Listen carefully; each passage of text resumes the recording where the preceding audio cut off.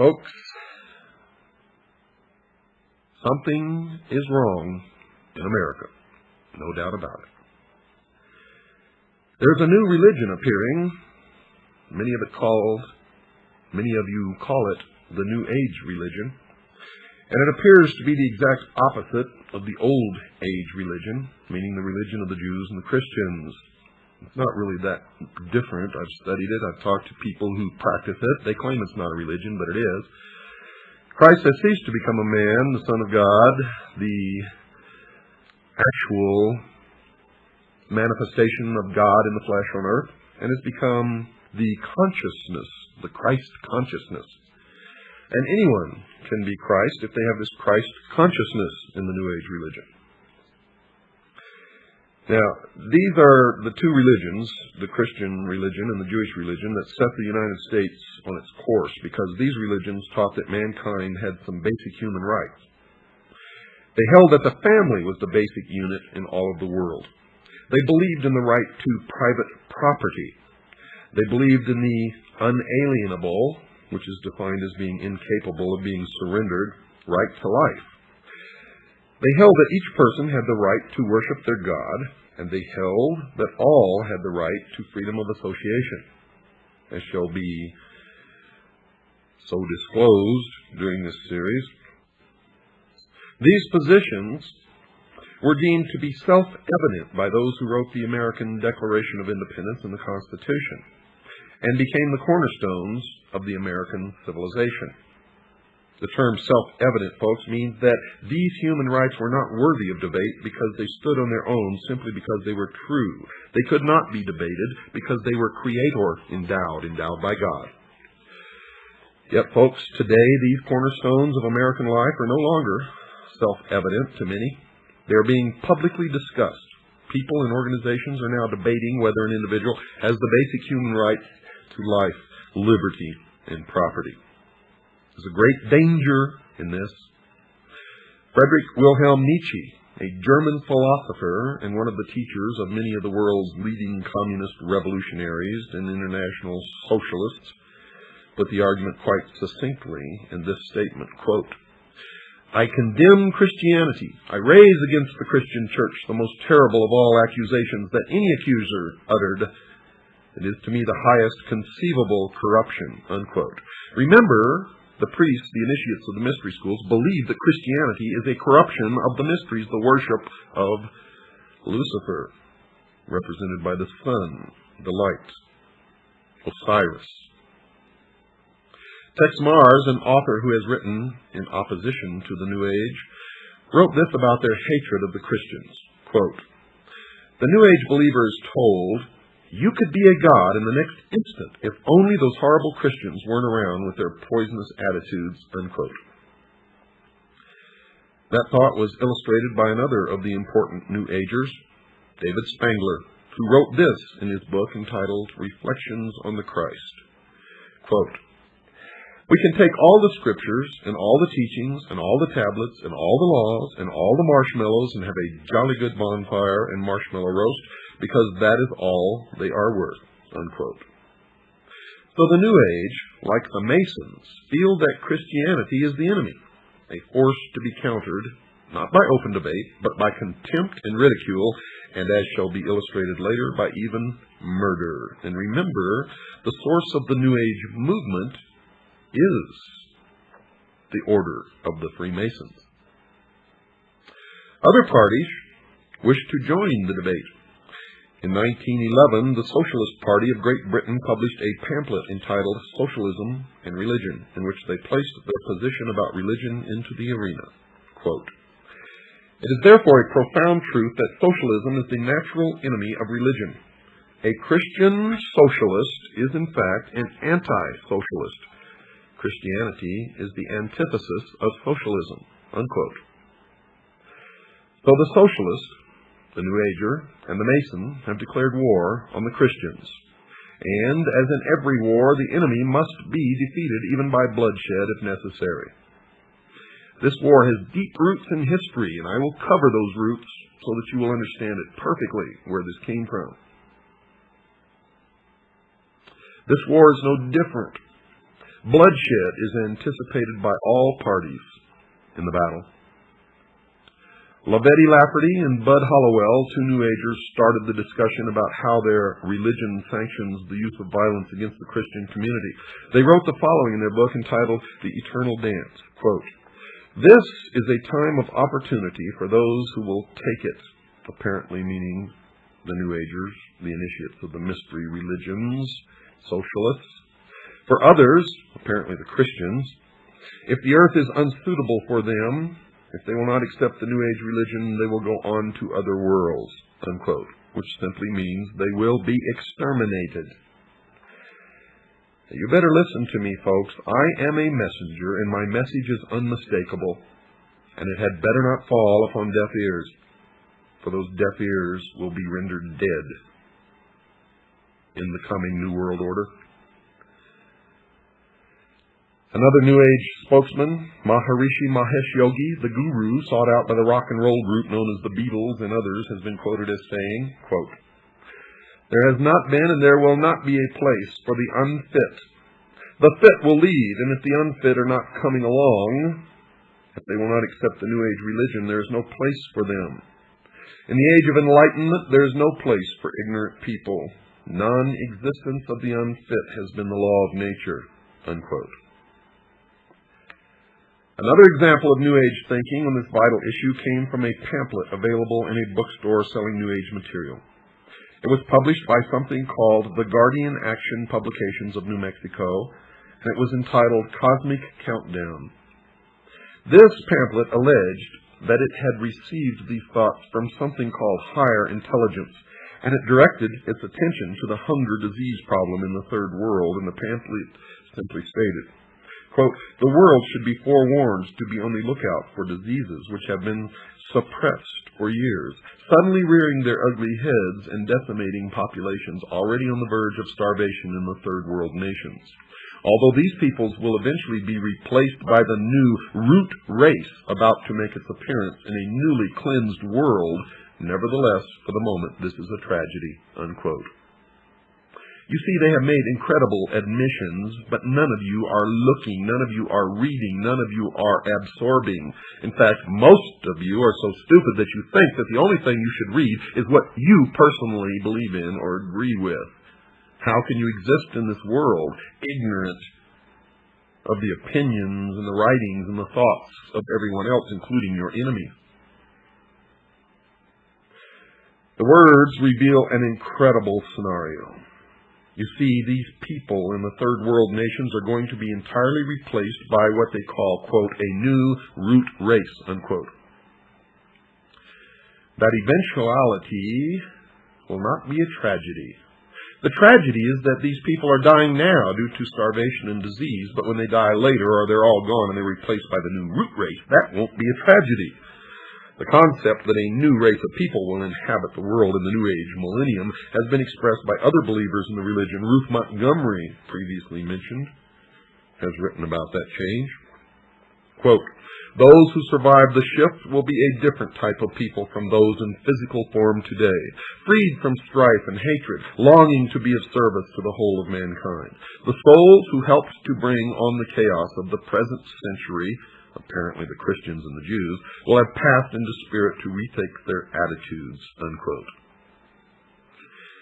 To show that the New Agers are talking about the physical death of the enemy, one must only search the writings of other New Agers. Another believer to write on the subject of the destruction of those who will not accept the new religion was Ruth Montgomery, and she has been quoted as saying in a transcribed interview carried by a magazine called Magical Blend, quote, "Millions will survive and millions won't. Those who won't will go into the spirit state because there is truly no death," unquote. Estimates of the number to perish have been made by some New Agers. One who has made such an estimate is John Randolph Price, who was quoted by Tex Mars in his book about the New Age, and he said that, quote, "John Randolph Price was told by his spirit guide that up to 2.5 billion might perish in the coming chaos," unquote.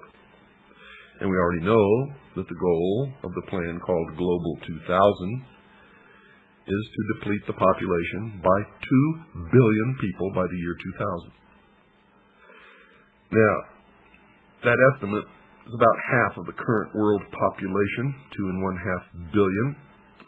Another estimate of the number required to die because they will not accept the new religion was offered by the so-called Tibetan master, Dwal Khul, who has said in one of his channeling experiences that 1/3 of all humanity must die by the year 2000. That would be about 2 billion people, at least.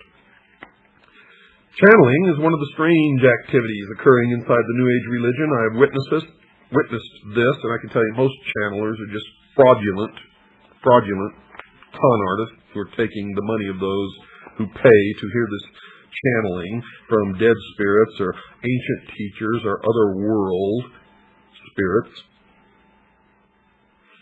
Some of the believers claim that they have the ability to call forth the deceased spirit of someone who lived many years before. Quite often, these spirits claim to be the ascended masters, those who have gone on to discover the eternal truths of all creation. One such believer who claimed to be in touch with a master was Alice Bailey, previously mentioned. Her spirit called himself Dwal Khul, and she claimed he spoke through her, saying, quote, "Death is not a disaster to be feared. The work of the destroyer is not really cruel or undesirable. Therefore, there is much destruction permitted by the custodians of the plan, and much evil turned into good," unquote. Now, just what the plan constituted was told to the world by Benjamin Prim, another New Age leader. He placed an advertisement in about 20 newspapers all over the world on April the 25th, 1982, that defined the term. The ad read in part, quote, "What is the plan? It includes the installation of a new world government and new world religion under Maitreya," unquote. But perhaps the most startling example of the teachings of this new religion came from the pen of Barbara Marx Hubbard, one of their most articulate writers, and she wrote in her book entitled Happy Birthday, Planet Earth, quote, "The choice is, do you wish to become a natural Christ, a universal human, or do you wish to die? People will either change or die. That is the choice," unquote. So the people of the world will be given a choice. They will choose to accept the new religion, or they will choose to die. The battle lines are drawn. Choices will have to be made. I have made my choice. What is yours? Some of the leading socialists of the past have shown that they too have chosen up sides. One such individual was Adolf Hitler, the head of the German government during World War II, who held no conviction that the murder of over 50 million people during that war was wrong. He considered himself to be an agent of this unseen God in reducing the population of people that he held to be undesirable. He wrote, quote, "I have the right to exterminate millions of individuals of inferior races which multiply like vermin," unquote. And he did what he considered acceptable inside his religion. Those who did not believe in his new religion had no choice, and they perished. The evidence that Adolf Hitler was a New Ager will be presented later in this series. Another of the leading spokesmen for the socialist position was George Bernard Shaw, a well-known writer during his day. He wrote a book entitled The Intelligent Woman's Guide to Socialism, in which he stated, quote, "I also made it quite clear that socialism means equality of income or nothing, and under socialism you would not be allowed to be poor." You would be forcibly fed, clothed, lodged, taught, and employed whether you like it or not, whether you're useful or not, even if it were discovered that you had not the character and industry enough to be worth all this trouble. You might be executed in a kindly manner, but whilst you were permitted to live, you would have to live well, unquote. Socialism is the greatest perversion, deception, and lie that has ever existed on the face of this earth, and has brought nothing but misery, death, poverty to people who have been subjected to its cruelties. The Masonic writer Albert Pike placed the Masonic order into the discussion when he wrote this in his book Morals and Dogma. Quote, "It is not true to say that one man, however little, must not be sacrificed to another, however great, to a majority or to all men. That is not only a fallacy, but a most dangerous one. Often one man, and many men, must be sacrificed to the ordinary sense of the term to the interest of the many. The interest and even the life of one man must often be sacrificed to the interest and welfare of his country." Unquote. The religious view is that the sacrifice of one life for the interest of the many is murder. And those who believe in the God of the Bible are told not to commit this act. The commandment against this practice is contained in Exodus 20, verse 13 of the Old Testament, and in Matthew 5, verse 21 in the New. And is simply expressed in these simple words, quote, "Thou shalt not kill," unquote.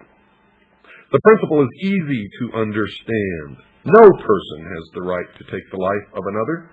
This understanding is nearly worldwide.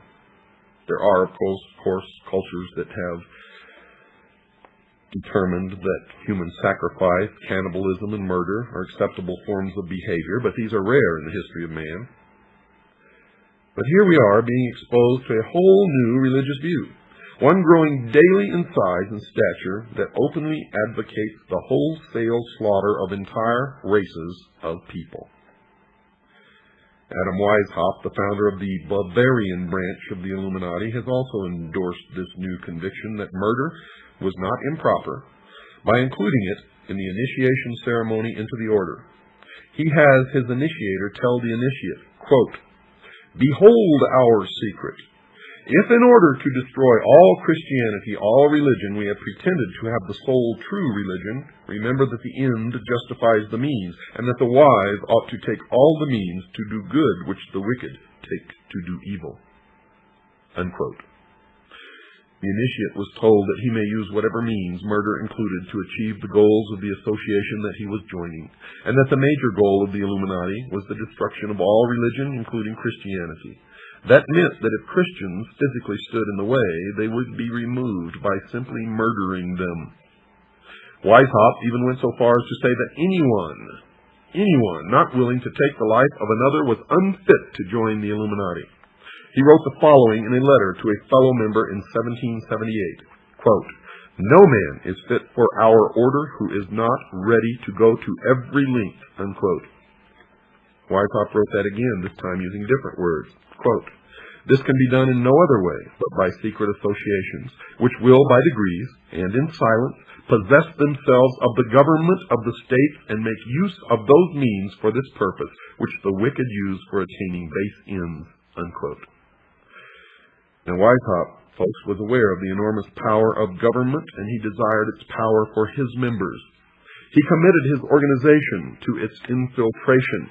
Then he committed it to unspeakable purposes, anything that would further the goal of the Illuminati. He even went on to grant permission to his members to distort the truth by lying if it would further their goals. He wrote this, quote, "There must not a single purpose ever come in sight that may betray our aims against religion and the state. One must speak sometimes one way and sometimes another, but so as never to contradict ourselves, and so that with respect to our true way of thinking we may be impenetrable," unquote. And you wonder why politicians continually lie and continually break their promises. And no matter who you elect, Republican or Democrat, it doesn't make any difference.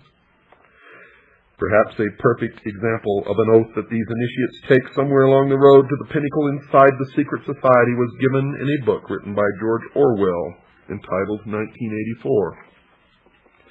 Mr. Orwell has an initiate into a secret society called the Brotherhood in his story asked these questions. Quote, "Are you prepared to give your life? Are you prepared to commit murder? Are you prepared to commit acts of sabotage which may cause the death of hundreds of innocent people? Are you prepared to betray your country to foreign powers? Are you prepared to cheat, to forge, to blackmail, to corrupt the minds of children, to distribute habit-forming drugs, to encourage prostitution, to disseminate venereal diseases, to do anything which is likely to cause demoralization and weaken the power of the people? Are you prepared to commit suicide if and when we order you to do so?" This, folks, is an example of the philosophy that the ends justify the means. The initiate should do as he was required as long as the act benefited the brotherhood. There is no morality under such an oath. So murder of the unfit, those unwilling to adopt the new religion, will be acceptable, and those who do the annihilating are to feel no remorse. In the view of the New Age religion, the murderers have served mankind well. But this callous disregard for the right to life of every human on the face of the earth has been predicted before in the New Testament. John was moved to write in John chapter 6, verse 12, quote, "Yea, the time cometh, that whosoever killeth you will think that he doeth God service," unquote. The New World Order, ladies and gentlemen, will sail in on a sea of blood. We have to take a short break now, folks. Don't go away. I'll be right back after this short pause.